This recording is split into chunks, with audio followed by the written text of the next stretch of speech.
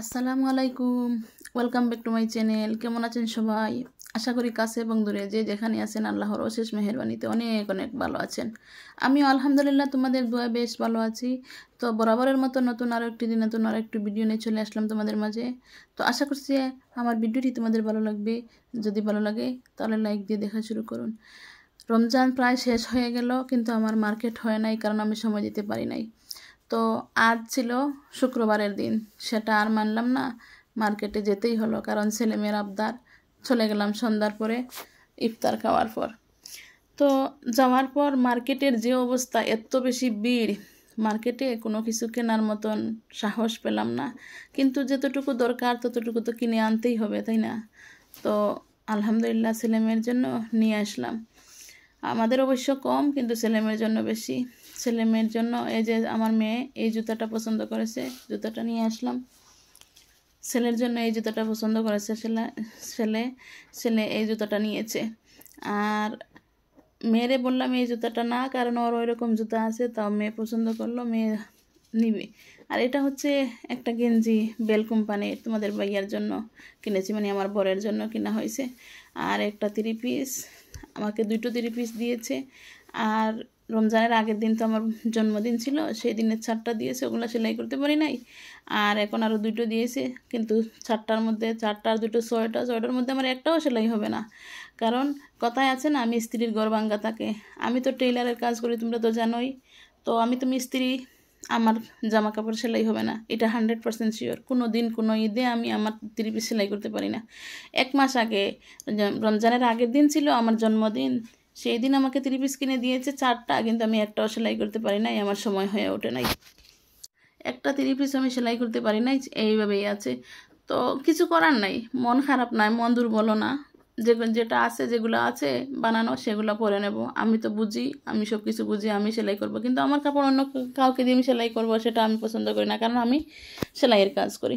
তো এটা হচ্ছে একটা ফ্রক জামা, আমার মেয়ের জন্য কিনেছি। মেয়ে সব থেকে বেশি মেয়ের জন্য হয়ে গেছে। একটা ফ্রকের দাম দেখো 950 টাকা, বেবি শপ থেকে এক দর থেকে কিনেছি। আর এটা হচ্ছে 650 টাকা। তো ওদের সুতি 2টো জামা দিয়েছি, আর একটা হচ্ছে 3 পিসের মতন 3টা জামা নিয়েছে। আর এই যে দেখেন, মেয়ে মানুষ বলে কথা, ওগুলা না হলে কি চলে? আমিও তো কিছু ব্যবহার করি না, কিন্তু আমার মেয়ে ছোটো থাকতে কেবল 5 বছর বয়স হয়ে 6 বছরে রানিং হয়েছে, কিন্তু দেখো কত কিছু নিল। ওগুলো না নিলেই না, কারণ আজকে কয়েকদিন ধরে বাবার কাছে পায় না, যেগুলো আমার লাগবে ওগুলো লাগবে। বাবা বলছে ঠিক আছে চলো, এই যে নিয়ে যাই, কিনে দিছে। তার মধ্যেও বিলে একটা কম আছে, লিপস্টিক বিলে আনে নাই। মেহেদি নিয়ে আসছে, এই যে আইলাইনার, আইব্রো সবগুলো নিয়ে আসছে। দোকানদারের কাছে আমরা বলি নাই, উনি নিজেই পছন্দ করেছে। দোকানদারকে বলেছে আঙ্কেল আমার এটা দাও, ওটা দাও, ওটা দাও। যখন সবগুলো দিয়ে দিছে, তখন বাবা বিলটা দিয়ে দিয়েছে। মানে বাবুর বাবা, আমার বর সাথে গিয়েছিল, একসাথে আমরা মার্কেট করেছি। মেয়ে পছন্দ করেছে যেগুলো, মেয়ে একটাও বাদ দেয় নাই, মেয়ে যা বলেছে সেই দিয়ে দিয়েছে। দুনিয়া একদিকে, ওর মেয়ে একদিকে।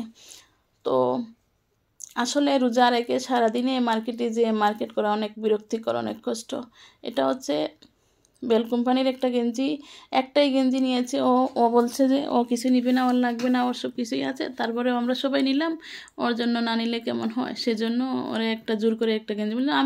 আমি গেঞ্জি, তুমি কিছু কিনো, আমি দিয়ে দেবো টাকা, এরকম বললাম। পরে ওতি দিছে, কিন্তু একটা গেঞ্জি নিয়েছে, দরকার নাই, ওর প্রয়োজন নেই। কয়েকদিন আগে ও কেনাকাটা করেছে। আমরা দেশের বাড়ি গিয়েছিলাম তখন আমরা দেশের বাড়ির থেকে মার্কেট করে নিয়ে আসছি, কিন্তু বাচ্চাদের কাপড় নষ্ট হয়ে যায়, সেজন্য আবার কিনা হলো আর কি। তো অনেক দাম কাপড়গুলো। এই যে ছেলের জন্য 2টা প্যান্ট, আর ছেলের একটা পাঞ্জাবি, আর একটা টি শার্ট। এই যে আর আমার বরের একটা গেঞ্জি, দেখো গেঞ্জিটার কত দাম, 1200 টাকা নিয়েছে গেঞ্জিটার দাম। এত দাম, 1290 টাকা, কিন্তু 90 টাকাটা ছাড় দিয়েছে, কিন্তু 1200 টাকা, মানে টোটাল ফিক্সড প্রাইস। তো আসলে মার্কেটে গেলে অনেক টাকার দরকার, অনেক টাকার প্রয়োজন, সময়েরও প্রয়োজন, সব মিলিয়ে মার্কেট। তো মার্কেট শেষ হয়ে যখন মেয়েকে বলা হলো মেয়ে কী খাবে, তো মেয়ে বললেও দই খাবে। তো দই নিয়ে আসা হলো, ঘরে বসে দই খাচ্ছে।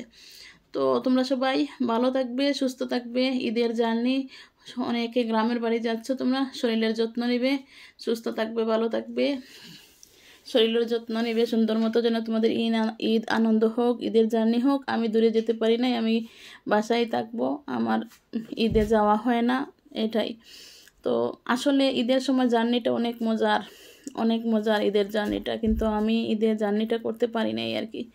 তো তোমরা সবাই ভালো থাকবে, সুস্থ থাকবে, আমার জন্য দোয়া করবে, আর আমার ভিডিওটা ফুল ওয়াচ করে দেখবে, ঠিক আছে? তোমরা সবাই আমার ভিডিওটি ফুল ওয়াচ করে দেখবে। আল্লাহ হাফেজ।